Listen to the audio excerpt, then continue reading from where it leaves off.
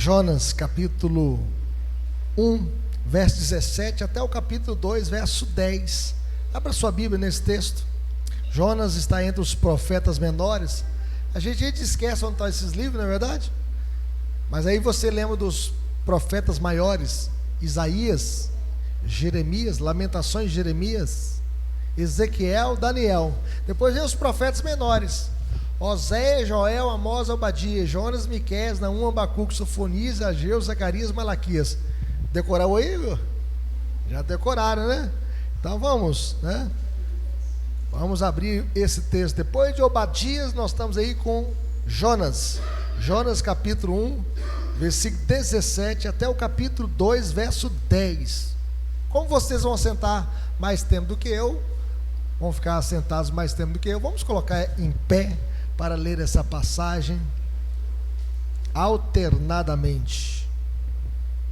Diz assim: deparou o Senhor um grande peixe para que tragasse a Jonas, e esteve Jonas 3 dias e 3 noites no ventre do peixe.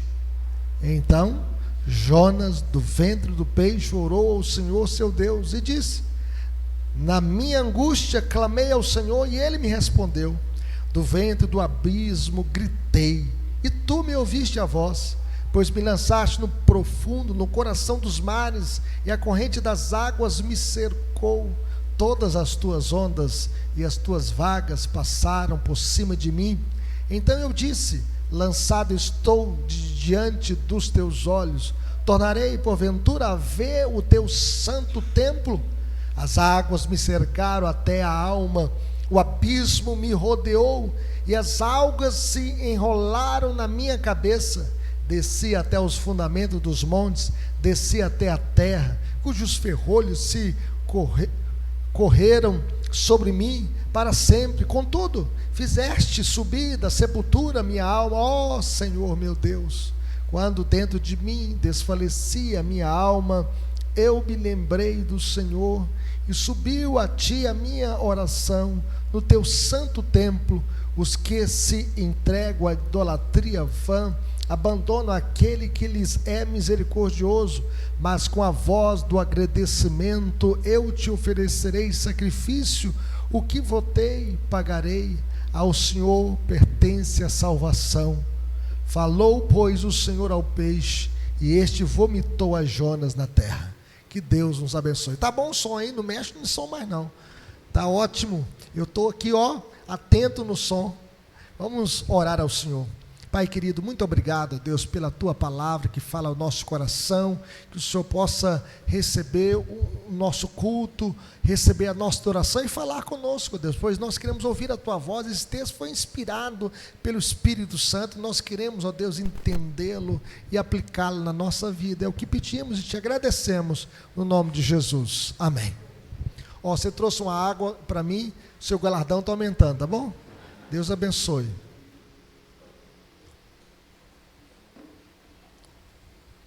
Jonas correu de Deus. Ele tentou fugir da presença de Deus. O seu chamado era para Nínive. Ele foi para Tarsis. Em seu zelo nacionalista, Jonas, ele coloca o seu país acima dos propósitos de Deus e recusa a representar Deus em outra nação, uma nação pagã, a Síria, que tinha a capital Nínive. O seu chamado era para pregar em Nínive. Contudo, meus irmãos, muitas vezes nós estamos correndo de Deus como Jonas, achando que os nossos pensamentos são melhores do que os pensamentos de Deus. Mas a Bíblia diz que os pensamentos de Deus não são os nossos pensamentos, nem os nossos caminhos, os caminhos de Deus. Pois assim como os céus são mais altos do que a terra, assim os pensamentos de Deus são mais altos do que os nossos pensamentos, e os caminhos de Deus são mais altos do que os nossos caminhos. A lerdeza de Jonas em cumprir sua missão, em razão da sua visão míope de Deus e de sua obra, Jonas então perdeu um tempão com a sua desobediência. Olha bem, ele comprou uma passagem muito mais cara, Em vez de ir para Nínive, que estava a apenas 900 quilômetros de distância, ele comprou uma passagem de navio para ir para Tarsis, 3.000 quilômetros de distância. Ele estava indo para a Espanha, correndo e fugindo de Deus. Ele pegou um navio ali no mar Mediterrâneo e foi para bem longe do propósito e do querer de Deus, pois ele achava que Deus estava errando, que Deus era muito misericordioso, que Deus iria perdoar aquele povo. Mas o Senhor, meus irmãos, fez uso de uma série de contramedidas criativas para chegar ao resultado desejado. Os esforços de Jonas para frustrar os planos de Deus são totalmente inúteis, pois Deus não aceita que o seu povo possa fugir do seu propósito missionário, porque Ele mesmo disse: a terra se encherá do conhecimento do Senhor, como as águas cobrem o mar. Já pensou isso? Deus vai encher este mundo com o seu conhecimento. E aí nós podemos perceber que fazer missões é correr para dentro do coração de Deus e da vontade de Deus. E por causa da desobediência de Jonas, Deus prepara então um grande peixe para preservar Jonas e levá-lo para a terra seca. O encontro divinamente planejado entre o peixe e o profeta se transforma num poderoso lembrete da soberania de Deus em qualquer circunstância. E nesta experiência terrível, Jonas voltou para Deus. Ele estava ali no ventre do grande peixe. Ele ficou 3 dias e 3 noites. E no ventre do grande peixe ele clama a Deus, ele busca a Deus, ele volta para Deus, e ele invoca o nome do Senhor. E a Bíblia diz aqui que o Senhor falou ao peixe e ele vomitou Jonas da terra. Meus queridos irmãos, a aflição abriu a boca que o pecado havia fechado. E Jonas então, do ventre do grande peixe, orou ao Senhor. A aflição transformou a vida de Jonas. No ventre do grande peixe, no fundo do abismo, no fundo do mar, ele invocou o nome do Senhor. Qual que é a grande ideia dessa passagem? É que Deus usa a aflição para nos aproximar dele, para que cumpramos os seus propósitos. Vamos dizer isso comigo? Deus usa a aflição para nos aproximar dele, para que cumpramos os seus propósitos. Nós não estamos aqui neste mundo por acaso, meus irmãos. Deus não nos chamou por acaso. Nós temos uma missão neste mundo. A Bíblia diz que Deus, tinha um único filho e fez dele um missionário. Não é verdade?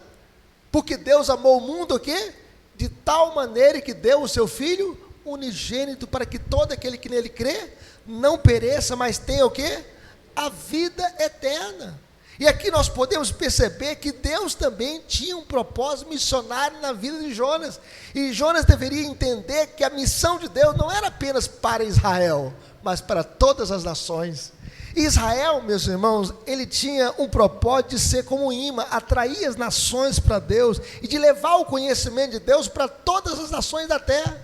Deus se revelou a este povo não para que esse povo ficasse em si mesmado, ensoberbecido, pensasse: olha, nós somos o povo mais especial da terra. Não, todos nós somos pecadores e carentes da graça de Deus, e Deus nos chamou para levar o seu evangelho para todas as nações da terra. Por isso, meus irmãos, nós podemos notar algumas bênçãos eternas que foram conferidas a Jonas através de sua experiência de aflição. E a primeira coisa que nós aprendemos aqui é que a aflição leva o aflito a Deus. Vamos ver isso? A aflição leva o aflito a Deus. Veja o que diz o verso 2. Veja o que diz o texto aí de Jonas. Jonas fazendo aqui um salmo de louvor a Deus. Vamos ler esse versículo 2. Na minha angústia clamei ao Senhor e Ele me respondeu. Vamos ver isso? Na minha angústia clamei ao Senhor e Ele me respondeu. Vamos dizer mais forte? Na minha angústia clamei ao Senhor e Ele me respondeu. Veja bem que Jonas, na sua aflição, o que ele fez? Ele voltou para Deus. Antes ele estava correndo de Deus. No capítulo 1 nós podemos ver que Jonas fugiu da presença de Deus, mas agora Jonas correu para Deus, voltou para Deus, invocou a Deus, buscou a Deus na sua aflição, e Deus ouviu a sua oração. É por isso que a Bíblia diz que bendito seja Deus, que não nos rejeita a nossa oração e nem aparta de nós a sua graça. Por isso Paulo tinha prazer nas angústias, porque elas nos conduzem para a intimidade com Deus. Sabe o que Paulo diz? Ele foi arrebatado até o terceiro céu. Se no corpo ou fora do corpo, ele diz: eu não sei, uma coisa eu sei, eu fui até a presença de Deus. E aí, para que ele não se ensoberbecesse com as grandezas das revelações do Senhor, a Bíblia diz que Deus colocou um espinho na sua carne. E ele orou 3 vezes, pedindo: Senhor, tira esse espinho na minha carne, tira esse sofrimento, eu quero ficar livre desse espinho na carne. E o Senhor então lhe falou: a minha graça te basta, porque o poder se aperfeiçoa na fraqueza. E aí Paulo diz o seguinte: quando eu sou fraco, então que eu sou forte. Ah, meus irmãos, na nossa fraqueza, nós descobrimos que nós dependemos de Deus. E na nossa fraqueza, nós voltamos para Deus. O que nós somos? Nós somos pó e cinza. 100 anos atrás, nenhum de nós estava aqui. Daqui a 100 anos, nenhum de nós estará. E quando a gente tem uma dor de cabeça, a gente fica ruim, não é verdade? Tem que tomar Doril e a dor sumiu. Mas alguns ficam com enxaqueca tão forte que nem Doril resolve, que nem nenhum analgésico resolve. E nós devemos buscar a Deus. Uma dorzinha de cabeça pode nos prostrar de cama. Quem já ficou com enxaqueca e que ficou prostrado de cama? Que não deu para ir para o trabalho, não deu para ir na igreja, não é verdade? Uma dorzinha. Quem já teve aqui uma dor de dente? Ah, meus irmãos, dor de dente é terrível, não é verdade?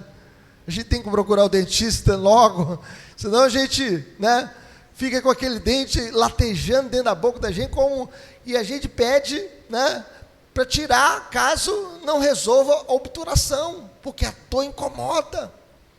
Quer ver uma coisa? Eu quebrei o meu pé em 3 lugares. Eu vi: Senhor, não sou nada, porque uma dor terrível é quebrar. Eu nunca tinha quebrado nada, mas quando eu quebrei o meu pé, eu fiquei: Senhor, a gente está em pé pela misericórdia do Senhor. Se eu estou andando é pela misericórdia do Senhor. E se eu estou em pé, porque o Senhor é que sustenta a nossa vida. E Deus, meus irmãos, Ele pode usar a dor como despertador para nos advertir. A dor pode despertar a nossa consciência. Por isso que o salmo que nós lemos aqui nesta noite diz o seguinte: foi-me bom eu ter passado pela aflição, para que eu aprendesse os teus decretos. Esse é o lado positivo da aflição, aprender o caminho da obediência, da oração e da intimidade com Deus. Jonas então, na sua dor, na sua aflição, ele voltou para Deus, ele buscou a Deus, ele entregou a sua vida ao Senhor, mesmo no ventre do grande peixe, mesmo nas profundezas dos mares, ele invocou a Deus e voltou para Deus. Ninguém estava vendo, mas Deus estava vendo. Ninguém sabia que Jonas foi engolido pelo grande peixe, mas Deus sabia. E Jonas sabia aquilo que ele estava passando nas profundezas do mar, e mais do que isso, nas profundezas do estômago do grande peixe. Nós não sabemos se era um tubarão, se era uma baleia, ou outro peixe qualquer, mas nós sabemos que ele estava ali, na sua dor, voltando para Deus, e buscando a Deus na sua aflição. Mas em segundo lugar, meus irmãos, a aflição traz a palavra de Deus à memória do justo. Veja o que diz, que Jonas orou ao Senhor cantando alguns salmos que vieram à sua mente. Ele está citando aqui alguns salmos que ele conhecia. O Salmo 120 diz assim: na minha angústia clamo ao Senhor e Ele me ouve. Ele se lembrou também do Salmo 42, dos filhos de Coré: todas as tuas ondas e vagas passaram sobre mim. E ele cita isso nesse salmo que ele canta aqui, nessa oração que ele faz diante de Deus. A palavra de Deus, meus irmãos, no sofrimento é consolo, é alegria, é paz, é restauração. Eu não estou aqui, quando a gente está na aflição, a gente lê a palavra de Deus com mais atenção, com mais afinco. E ele, na sua aflição, voltou à sua mente a palavra de Deus. E a palavra de Deus, na nossa aflição, ela se torna mais viva, mais especial, mais impactante, mais preciosa, mais doce, mais necessária. A palavra refletida renova a nossa esperança. Lembra que Jeremias foi o profeta chamado profeta chorão, né? Ele profetizou o cativeiro babilônico. O cativeiro babilônico foi terrível, meus irmãos. Foram 70 anos de cativeiro. E o povo foi para o cativeiro por causa da idolatria, por causa da desobediência, porque este povo estava de costas para Deus. E Deus então mandou que Nabucodonosor entrasse em Jerusalém, destruísse o templo, levasse os instrumentos do templo, tudo lá para a Babilônia. E então Jeremias profetizou que esse cativeiro seria de 70 anos por causa da desobediência do povo. E ele escreve um livro também chamado As Lamentações de Jeremias. Quem já leu as Lamentações de Jeremias aqui? E no versículo 21 do capítulo 3 de Jeremias fala assim: eu quero trazer a memória o que me pode dar esperança. As tuas misericórdias são a causa de não sermos consumidos, porque as suas misericórdias não têm fim, renovam-se cada manhã. A palavra de Deus refletida no momento da aflição traz esperança à nossa vida. O salmista Davi também disse: a lei do Senhor é perfeita e restaura a alma. Então, meus irmãos, enfim, a aflição traz à memória do justo a palavra de Deus. Leia a palavra de Deus, tenha mais intimidade com Deus, conheça a lei do Senhor, medite na lei do Senhor. O tema da nossa igreja este ano é santificação, e a Bíblia diz: seguir a paz com todos e a santificação, sem a qual ninguém verá o Senhor. Não tem jeito de um crente ser mais santificado, mais consagrado, ter intimidade com Deus, sem ler a Bíblia, meus irmãos. Já pensou? Se você ficar 3 dias sem comer. Quem já ficou 3 dias aqui sem comer? Se você ficar 3 dias sem comer, o que acontece com o seu corpo? Você começa a emagrecer, né? É ou não é? Vai emagrecendo, defiando. E se você ficar 1 semana sem comer? Será que nós vamos sobreviver? Agora, já pensou o crente ficar 3 dias sem ler a Bíblia? Você acha que ele vai ficar forte ou fraco? Se ficar 7 dias sem ler a Bíblia, mais fraco ele vai ficar, não é verdade? Por isso, meus irmãos, nós devemos ter a palavra de Deus na nossa mente, no nosso coração. Tem crente que passa 1 mês sem vir à igreja, sem ter a comunhão com o Senhor e com os irmãos, sem ler a palavra de Deus. Daqui a pouco, ele já não é mais nada. Ele vai se tornar um ateu teórico. Ele sabe que Deus existe, mas vive como se Deus não existisse. Tem crente assim, sabe que Deus existe, mas vive como se Deus não existisse.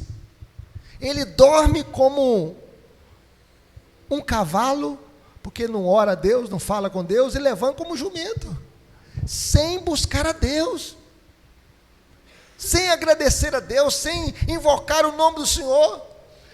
Ele fica como se fosse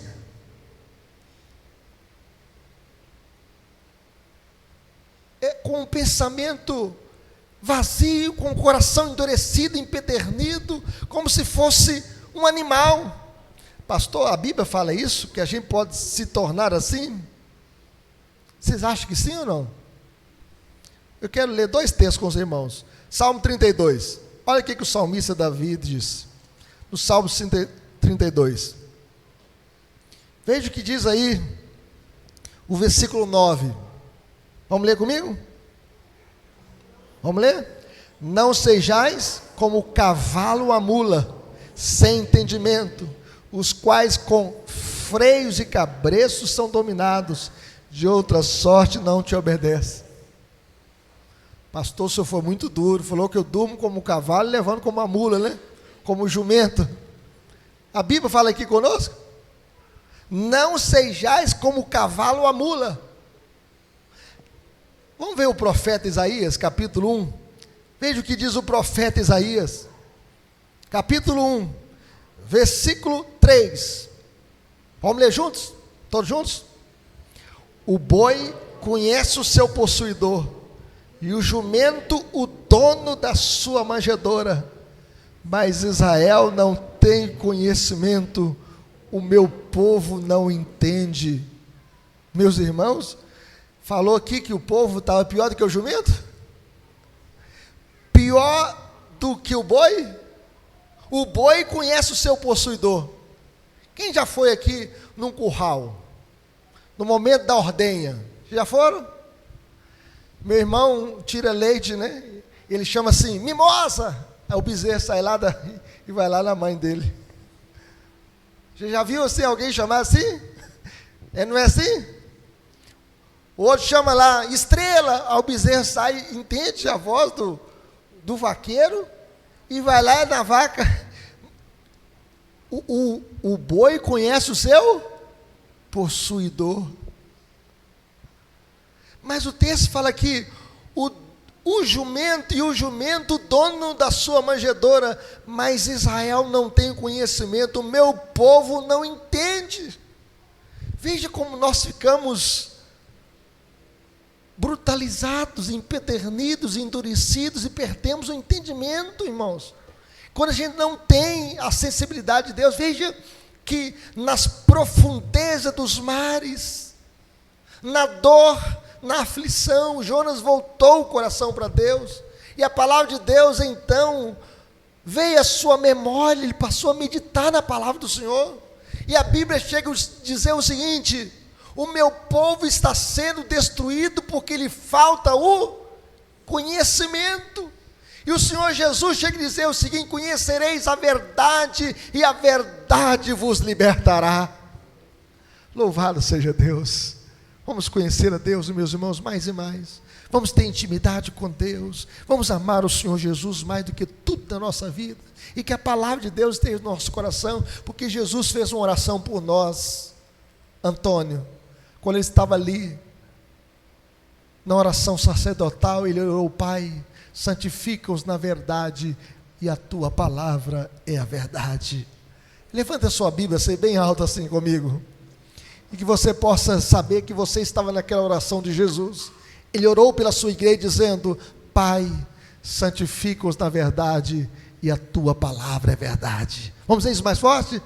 Pai, santifica-os na verdade, e a tua palavra é a verdade. Meus irmãos, tem alguns heréticos aí da internet, inclusive Caifábio, René Kivitz, ele chega a dizer o seguinte, que a Bíblia precisa ser atualizada. A Bíblia não precisa ser atualizada, meus irmãos, a Bíblia é mais atual do que o jornal do dia. A nossa vida aqui precisa ser atualizada pela Bíblia. Deus fala conosco por meio da sua palavra. Deus falou com Jonas lá no fundo dos mares, no ventre do grande peixe, quando ele se lembrou da palavra de Deus falando no seu coração. Mas em terceiro lugar, meus irmãos, a aflição leva o aflito a reconhecer a sua verdadeira condição. Jonas sabia que o seu castigo vinha de Deus. Veja o que diz o verso 3. O texto fala assim para nós, em Jonas 3, ele fala assim: pois me lançaste no profundo, no coração dos mares. Quem é que lançou Jonas lá no fundo? Deus. Deus, meus irmãos. Foi Deus que mandou a tempestade em alto mar. Foi Deus que mandou o grande peixe para engoli-lo. Foi Deus que o lançou nas profundezas dos mares. Não foi por acaso que Deus o colocou neste lugar.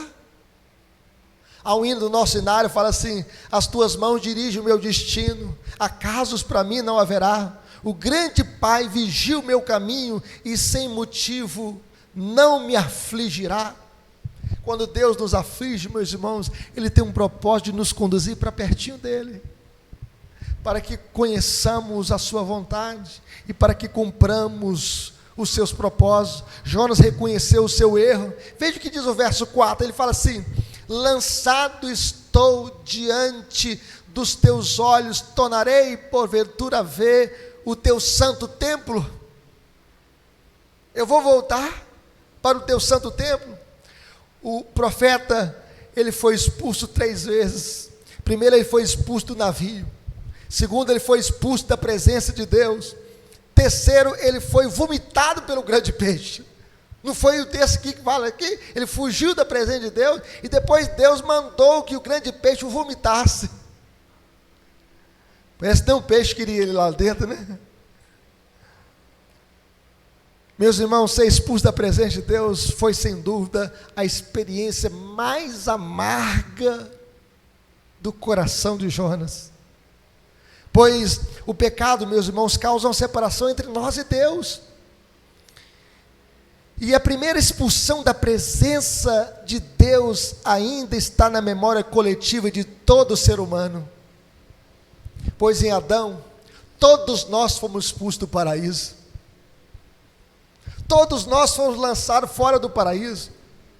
Nós éramos para estar vivendo com Adão antes da queda no paraíso, mas depois da queda, todos nós, Adão, Eva e todos os seus descendentes foram expulsos do paraíso. Porque por um só homem entrou o pecado no mundo, pelo pecado a morte, e a morte passou a todos os homens, porque todos pecaram. E na sua tentativa de fugir de Deus, Jonas desceu, só desceu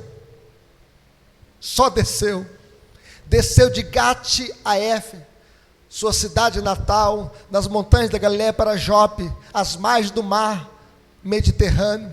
Desceu de Jope para o navio, do porão desceu para o mar, do mar desceu para o ventre do grande peixe. E Jonas, ele faz a sua última escalada rumo ao abismo, e ele disse o seguinte, no verso 6, quer ler comigo? Olha o que ele disse, verso 6, desci até aos fundamentos dos montes. Ele desceu nas profundezas dos mares, contudo fizer subir da sepultura a minha vida, ó Senhor, meu Deus. Quando o indivíduo, meus irmãos, dá as costas para Deus, a única direção a seguir é para baixo, só para baixo, para as profundezas. E Jonas, ele queria reverter esse quadro de distanciamento de Deus. Por isso ele faz essa pergunta: tornarei a ver o teu santo templo? Ele queria voltar para a presença de Deus, ele queria estar na presença de Deus. O templo era símbolo da presença de Deus, e a semelhança de Davi, meus irmãos, nós devemos orar. Quando Davi pecou, ele quebrou o 7º mandamento da lei de Deus, ele quebrou também o 6º mandamento da lei de Deus, porque ele matou Urias pelas mãos dos seus inimigos, ele colocou na frente da batalha sozinho, e ele então quebrou a lei de Deus. O profeta Natã foi até a sua casa, e o confrontou, e Davi então diz: eu pequei contra o Senhor.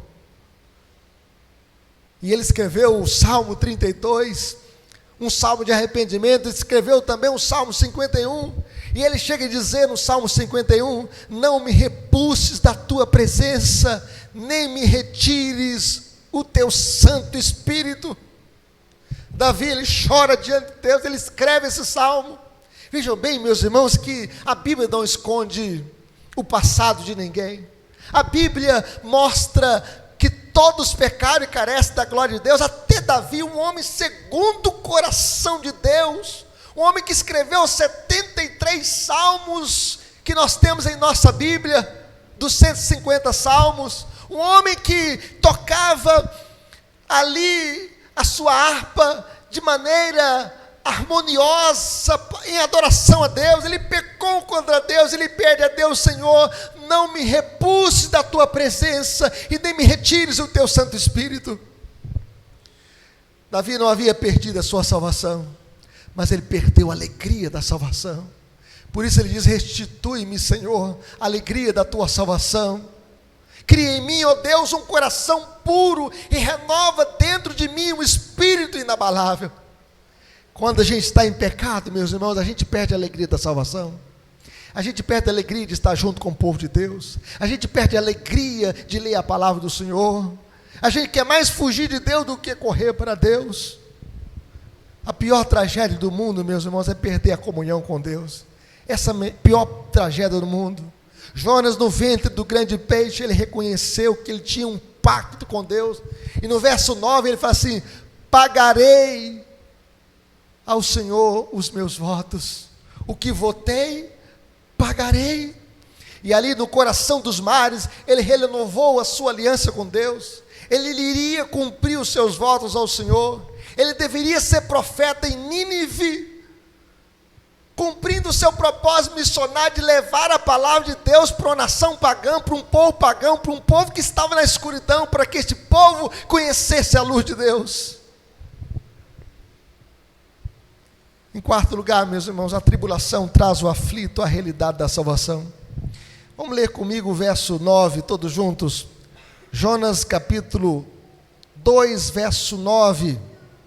Vamos ler esse texto. O que diz o texto? Mas, com a voz do agradecimento, eu te oferecerei sacrifício. O que votei, pagarei. Ao Senhor pertence a salvação. Ao Senhor pertence a salvação. É o que Jonas clamou. E ele percebeu que Deus o livrou de morrer afogado nas profundezas do mar Mediterrâneo. Ele tinha plena certeza que Deus preservou a sua vida no ventre do grande peixe. Algumas pessoas falam: mas essa historinha de conversa fiada. Eu fico pensando, um Deus que criou um mundo desse tamanho não pode fazer um homem sobreviver dentro do ventre do grande peixe? Um Deus que criou o sol, que é mais de 1 milhão de vezes maior do que a terra, não pode preservar a vida humana no ventre do grande peixe? O nosso Deus, meus irmãos, é um Deus soberano. Foi Deus quem preservou a vida de Jonas no ventre do grande peixe, mostrando o seu poder soberano sobre a vida e sobre a morte, sobre os mares e sobre os peixes e sobre todos os animais. E ele tinha plena certeza que Deus preservou a sua vida no ventre do grande peixe. Humanamente falando, não tem condição de um homem sobreviver no ventre do grande peixe. E ainda, Jonas tinha plena convicção que Deus salvou a sua alma do pecado e da morte eterna. Por isso ele exclamou: ao Senhor pertence a salvação. Vamos dizer isso? Ao Senhor pertence a salvação. Jonas deveria entender através dessa aflição que Deus também salvaria os ninivitas, e que a salvação é uma obra da graça de Deus, é misericórdia de Deus, é Deus colocando o seu amor e o seu coração na miséria humana. Jonas deveria pregar para todas as nações pagãs, inclusive aos ninivitas, e Jonas deveria entender que o amor de Deus não se limita apenas a Israel, mas se estende para todas as nações da terra. Não é isso a visão que João teve na ilha de Patmos? A visão que João, o apóstolo do amor, teve? Ele então teve esta visão maravilhosa.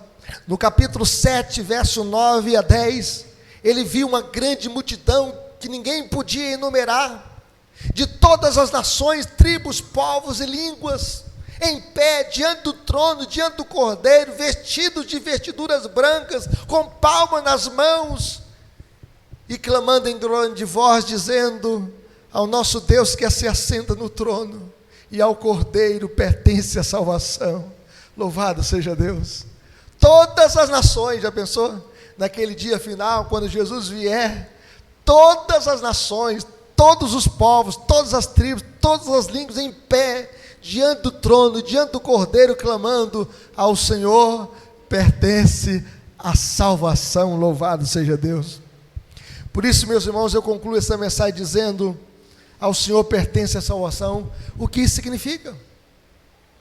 Em primeiro lugar, que a salvação é um plano eterno de Deus. Se não fosse esse plano de Deus, nós não estaríamos aqui pregando o Evangelho. Pois Deus na eternidade resolveu salvar pecadores. Quando Deus olhou do céu à terra, não viu um justo sequer. Os planos de Deus, meus irmãos, não podem ser frustrados, e Deus nos usa apesar da nossa rebelião. A missão de Jonas jamais teria sido um sucesso se dependesse dele. Nínive converteu-se a Deus não por causa de Jonas, mas apesar de Jonas. É o único missionário que não ficou alegre com a conversão dos pecadores. Quando eles se converteram, Jonas ficou reclamando: Senhor, eu sabia que o Senhor é um Deus clemente, né, que perdoa o pecado. E aí Deus então mandou um verme, né? Ele estava numa sombra, e o verme comeu aquela plantinha, e o sol bateu na cabeça de Jonas. Ele ficou furioso, porque aquele sol bateu na sua cabeça. Alguns dizem que ele era careca, o sol queimou a cabeça dele. E Deus mostrou para ele o seguinte: eu não vou ter compaixão, né, desse indivíduo que não sabe discernir entre a mão esquerda e a mão direita? Você se compadeceu desta árvore aí que estava te dando sombra e água fresca, né? Eu não vou compadecer desse povo também, que não sabe discernir entre a mão esquerda e a mão direita? Então nós podemos perceber que este povo se converteu apesar de Jonas. Isso é graça de Deus. Mas em segundo lugar, meus irmãos, que Deus, Ele salva quem Ele quer. Ele tem misericórdia de quem quer e também endurece a quem lhe apraz. Jonas fica decepcionado com Deus, não por causa da sua ira, mas por causa da sua misericórdia. Ele fica frustrado não com o seu fracasso, mas com o seu sucesso. A conversão dos ninivitas produz festa no céu. O céu fica alegre, mas o coração de Jonas fica triste. Deus salva quem Ele quer. Terceira coisa, que Deus salva não por méritos, mas por graça. Nenhum de nós tem mérito diante de Deus. Os ninivitas eram pessoas pagãs, viviam sem luz, sem santidade, nas trevas, na idolatria, e pelas obras, eles jamais seriam salvos. Não é por obras. A Bíblia diz que pela graça sois salvos mediante a fé, isso não vem de vós, é dom de Deus, não de obras para que ninguém se glorie. Porém, Deus os amou e lhes enviou um mensageiro, e eles se arrependeram dos seus pecados. A mensagem de Jonas era a mensagem mais dura, JR, do mundo. E a mensagem dele: daqui a 40 dias Nínive será subvertida. Era a mensagem deles, Bruno: daqui a 40 dias Nínive será subvertida. E a pessoa, se passasse o mensageiro aqui no Cascata, fala assim: ó, daqui a 40 dias Cascata vai sumir do mapa. Daqui a 40 dias o fogo vai cair aqui do juiz de Deus sobre o Cascata. Era a mensagem que Jonas pregou. E aí 120 mil pessoas se convertem, e até os animais entram no jejum. Não é isso que está escrito lá? Eles não dão alimento nem para os animais, e todos começaram a buscar a Deus e a jejuar. Ainda hoje, meus irmãos, o mérito de Deus salvar o homem é o mesmo. A salvação não é resultado do que o homem faz para Deus, mas do que Deus fez por nós. A salvação é de graça para o homem, mas custou tudo para Deus. Custou o seu próprio Filho morrer na cruz do Calvário. Cristo, meus irmãos, é o único Salvador. A salvação não é por mérito. A salvação não é para uma outra pessoa, não vem de Buda, nem de Confúcio, nem de Allan Kardec. Não vem de Maria. Maria não pode rogar por nós pecadores. A salvação só vem de um só, Cristo Jesus. Ele morreu na cruz para nos salvar, e não há outro meio. E o livro de Jonas, o que tem a ensinar sobre Jesus? Jonas é o maior protótipo da morte e da ressurreição de Cristo no Antigo Testamento. A experiência vivida por Jonas, quantos dias Jonas ficou no ventre do grande peixe? 3 dias e 3 noites. Isto mostra o grande sinal também. Jesus pega esta passagem do Antigo Testamento, assim como Jonas ficou 3 dias e 3 noites no ventre do grande peixe, assim também o Filho do Homem vai ficar 3 dias e 3 noites no coração da terra, mas no 3º dia ele ressuscitará. Jesus morreu na sexta-feira, a pior morte, a morte de cruz, e foi sepultado no túmulo de José de Arimateia, ainda na sexta-feira. E ele ficou sexta, sábado e domingo pela manhã ele ressuscitou. Cristo ficaria 3 dias no coração da terra, mas ressuscitaria no 3º dia. Eu fico pensando, qual é o fundador de religião que ressuscitou aí? Confúcio ressuscitou? Buda ressuscitou? Allan Kardec ressuscitou? Nenhum deles ressuscitaram. Maomé também não ressuscitou. Mas se a gente for visitar o túmulo de Jesus lá em Israel, em Jerusalém, o túmulo está vazio, porque ele ressuscitou dentre os mortos no 3º dia. Jesus, como homem, está à direita de Deus Pai, intercedendo por nós, e como Deus, ele está presente aqui conosco, porque nós estamos aqui no nome dele, e ele diz: onde estiverem 2 ou 3 reunidos no meu nome, eis que estou no meio de vós. Cristo está no meio da igreja, e ele vive, ele ressuscitou. Em 5º lugar, meus irmãos, que o amor salvador de Deus se estenda a todos os povos da terra. Isso significa que Deus chamará os seus eleitos entre todas as nações da terra. E em 6º lugar, que Deus vê os pecados, mas vê também o arrependimento dos pecadores que ele salva. Quando você entregou a sua vida ao Senhor Jesus naquele dia, e você se arrependeu de todos os seus pecados, Deus viu o seu arrependimento, Deus viu o seu coração contrito, e Deus ouviu a sua oração, e Deus disse para você: dos seus pecados eu não me lembrarei mais, porque o sangue do meu filho vertido na cruz do Calvário apagou todos os seus pecados. E a Bíblia diz que Deus é luz, e se andarmos na luz como Deus está na luz, mantemos comunhão uns com os outros, e o sangue de Jesus, seu Filho, nos purifica de todo os nossos pecados. Louvado seja Deus. Meus irmãos, aplicação para a nossa vida: como viveremos? Em primeiro lugar, correndo para Deus, em vez de corrermos de Deus. Jonas correu de Deus. No entanto, nós devemos correr para Deus, para que cumpramos a nossa missão neste mundo. Saiba que cada um de nós aqui tem uma missão. Deus não te chamou por acaso. Corra para Deus, faça a vontade de Deus, cumpra a missão de Deus que Deus tem para a sua vida. Sirva ao Senhor com seus dons e talentos, compartilhe o Evangelho, fale de Jesus para outras pessoas, corra para Deus e corra com Deus, cumprindo a sua missão neste mundo caído. Meus irmãos, o que falta acontecer é apenas a volta de Jesus, quando Jesus vier para buscar a sua igreja. Enquanto lá, que nós estamos aguardando o Maranata, ora vem Senhor Jesus, cumpramos a nossa missão, correndo com Jesus e correndo para Jesus, no cumprimento da nossa missão. Mas, em segundo lugar, conviveremos agradecendo a Deus pelas aflições que nos fazem aproximar de Deus. Muitas vezes somos provados, sabe para quê? Para que a nossa fé cresça, para que possamos amadurecer na fé. No fundo do mar e no vento do grande peixe, Jonas voltou para Deus. Jonas era um profeta desviado que estava correndo de Deus, mas no fundo do mar, no sofrimento, ele voltou para Deus. Deus usou o sofrimento para quebrantar o coração de Jonas, para quebrar os paradigmas de Jonas e para que ele conhecesse os propósitos de Deus. Muitas vezes, meus irmãos, Deus usa as aflições para quebrantar o nosso coração rebelde.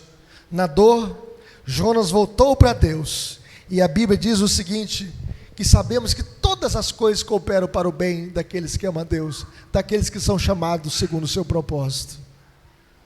O texto não diz que todas as coisas são boas, mas que todas as coisas cooperam para o bem daqueles que amam a Deus. Que possamos agradecer a Deus pelas aflições que nós passamos na vida, para nos achegarmos mais e mais perto de Deus, e para que cumpramos os seus propósitos. Finalmente, meus irmãos, como viveremos? Anunciando o Evangelho de Jesus. Deus tem os seus eleitos entre todas as nações da terra. Pregue o Evangelho, a tempo e a fora de tempo, quer oportuno, quer não.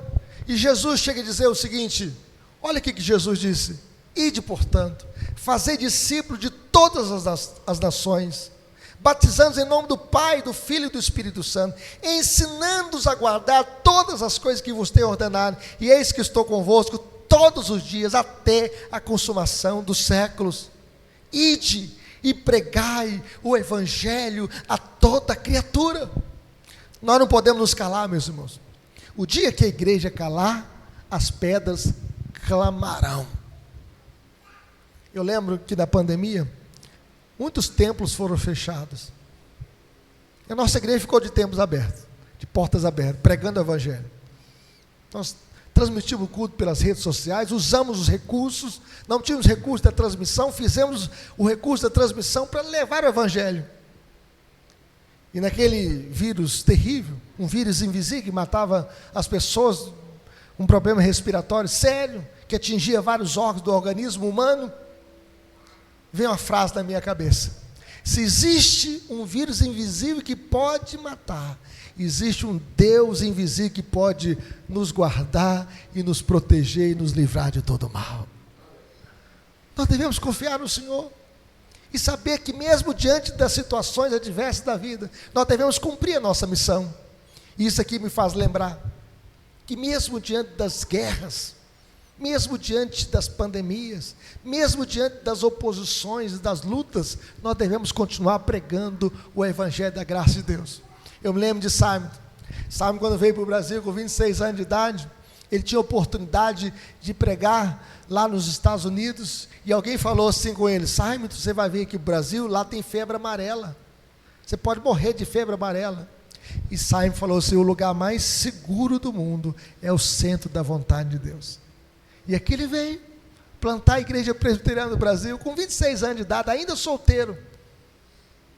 E quando ele estava aqui, ele ficou sabendo que a sua mãe estava muito ruim nos Estados Unidos. Ele pegou um navio, quando ele chegou, a mãe dele já tinha sido sepultada. E lá ele conheceu a Ellen, a sua esposa, e veio para o Brasil, voltou para o Brasil. E aí, quando ele chegou aqui no Brasil, a esposa teve a filha, e essa criança nasceu, mas com problemas do parto, a mulher faleceu. E ele orou a Deus dizendo: Senhor, o Senhor levou a delícia dos meus olhos para ti. E essa criança foi educada pela sua irmã que estava aqui no Brasil, casada também com um missionário chamado Blackford, Alexander Blackford. E Simon viveu aqui 8 anos da sua vida pregando o Evangelho. Ele sabia que o Brasil era um país de dimensões continentais, e ele então pregava o seu sermão na igreja presbiteriana do Rio de Janeiro, e ele então na segunda-feira rodava num jornalzinho chamado Imprensa Evangélica, e ele então mandava esse jornal para os padres, os bispos, os prefeitos, os vereadores, os deputados federais, e mandava esse jornalzinho para que ele pudesse circular em todo o Brasil, mandava para o correio. E ele levou o Evangelho, e aí ele pensou o seguinte: olha, eu vou passar, eu preciso formar um seminário. Formou um seminário presbiteriano, para formar pastores presbiterianos. O primeiro pastor presbiteriano foi um ex-padre que havia se convertido, chamado José Manuel da Conceição.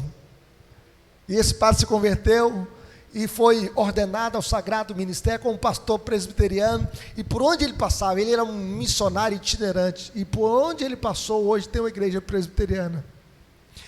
Vejam bem, meus irmãos, Simon morreu com 8 anos aqui de trabalho. Morreu de quê? De febre amarela. Mas cumpriu a sua missão até o último dia da vida dele. Sabe como ele orava ao Senhor? Ele orava ao Senhor dizendo: Senhor, me dê um batismo de fogo, eu quero ser um homem cheio do Espírito Santo. Ele queria ser cheio do Espírito Santo, sabe para quê? Para pregar a palavra de Deus. E ele pedia ao Senhor: Senhor, queima todas as minhas escórias, santifica a minha vida, Senhor, eu quero te servir. Quando ele chegou no final da vida dele, a irmã dele falou: Simon, quem é que vai conduzir? esta grande obra que você começou aqui no Brasil. Ele falou assim: Deus levantará os seus servos. E Deus levantou você, Samuel, Fernanda, JR, levantou a todos nós com a pregação do Evangelho, e que nós possamos continuar cumprindo a nossa missão neste mundo. Não foi isso que Jesus disse? Ide e fazei discípulos de todas as nações. Que Deus nos abençoe. Vamos colocar em pé? Convido o nosso irmão Anilton para que possa vir aqui à frente. Ele vai fazer a oração final, e depois eu vou estar dando a bênção apostólica. Vamos falar com Deus. Você que está em casa, que acompanhou a transmissão até agora, que Deus abençoe a sua vida e a sua família. Vamos falar com Deus, vamos clamar ao Senhor. Oremos. Deus Santo, nós somos agradecidos ao Senhor pela obra da salvação. A salvação pertence ao Senhor, não pertence a nós, não pertence aos pensamentos nacionalistas nem egoístas dos homens, mas pertence ao Senhor. E hoje, ó Deus, nesse momento eu aproveito essa oportunidade para agradecer ao Senhor pela bênção de conhecer a Tua Palavra e saber que o Senhor visita o nosso coração, visita a nossa descendência, ó Deus, e nos faz justos e a nossa descendência poderosa na terra. Quero dizer ao Senhor nessa noite, ó Deus, que o Senhor venha visitar essa igreja aqui do Cascata, que ela possa ser uma porta aberta. Abençoa os Teus servos aqui presentes, aqueles que fizeram parte, que um dia hoje não fazem. Abençoa, Deus, onde eles estiverem. Mas abençoa, Deus, aqueles que fazem parte da igreja hoje. Esteja fortalecendo, Deus, as suas vidas, as suas famílias, homens e mulheres, crianças, anciãos. Ó Deus, enche as suas vidas com o poder do Espírito Santo, para que nós possamos levar o Evangelho do Senhor, que é a resposta definitiva, ó Deus, para todo ser humano, que é o remédio eficaz para curar, ó Deus, a chaga mais perniciosa, que é a chaga do pecado. É a minha oração nesse dia, ó Deus, neste domingo, que é o primeiro dia da semana. Nos fortaleça como pessoas, como famílias. Abençoa a vida, ó Deus, do pastor Marcelo e toda a sua família, do pastor Rui, do Conselho da Igreja de Lindéia. Fortalece, ó Deus, a vida dos pastores, para que eles possam estar sempre nos instruindo na sua palavra. Perdoa, Deus, nossos pecados e nos dê uma semana abençoada na sua presença. Eu oro agradecido no nome e para a glória excelsa do Senhor Jesus. Amém. Querido povo de Deus, povo mais feliz da terra, povo que tem o nome escrito no livro da vida, receber a bênção do Senhor. Que a graça de nosso Senhor e Salvador Jesus, uma graça que é melhor do que a vida, que o amor de Deus, um amor infinito e eterno, e as ternas consolações do Espírito Santo, seja com todos vós e sobre todo o povo de Deus, espalhado sobre a face da terra, desde agora e para sempre. Amém. Deus abençoe os irmãos, uma semana feliz, abençoada e abençoadora. Estarei à porta cumprimentando os irmãos. Deus abençoe a todos.